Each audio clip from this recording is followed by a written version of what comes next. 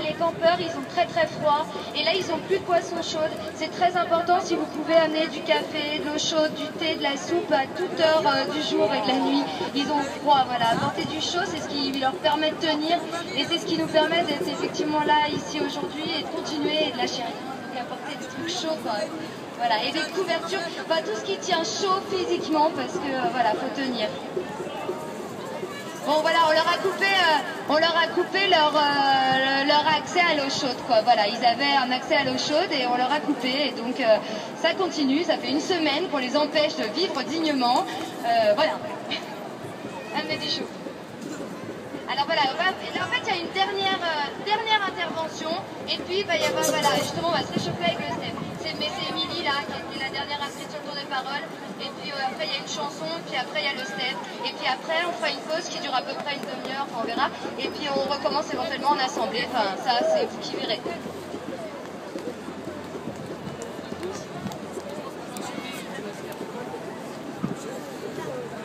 Excusez-moi parce que je suis haute comme 3 pommes, donc le micro, il faut le temps que je le règle.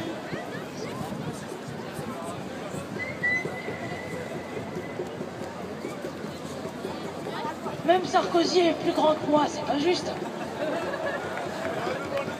Si, moi je l'ai vu en vrai, il est plus grand que moi, quelques centimètres, mais bon.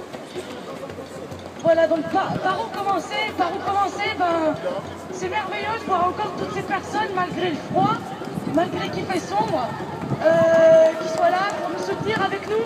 Un grand merci, vous êtes sortis de chez vous en ce 11 novembre, vous auriez pu tous aller voir Mamie en ce jour férié, mais bon, vous avez quand même décidé de venir, et Mamie, on peut l'avoir un autre jour. Voilà, alors un grand merci, et je voulais faire une intervention. Il y a une personne, il y a quelques instants, qui a parlé des messieurs en bleu qui nous surveillent.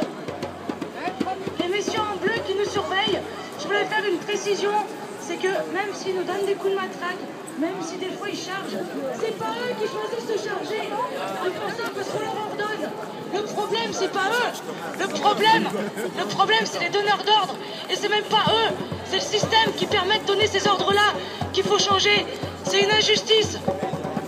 Mais quand il se passe des choses sur le campement, des fois on entend des choses, on entend des insultes, on entend des termes du genre CRSSS, putain t'as oublié tes chiens. Faut arrêter avec ces conneries-là. La police, on la veut pas contre nous, on la veut avec nous. Et la violence, on parle de non-violence. La non-violence, c'est pas seulement dans les gestes, ça commence aussi dans les mots.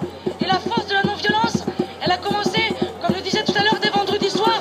Quand il y a des camarades qui se sont assis en signe de paix et qui ont levé les mains avec des petits cœurs roses là. Les petits cœurs roses, c'est notre arme. C'est notre arme principale, c'est une arme de paix. Et ça marche de plus en plus.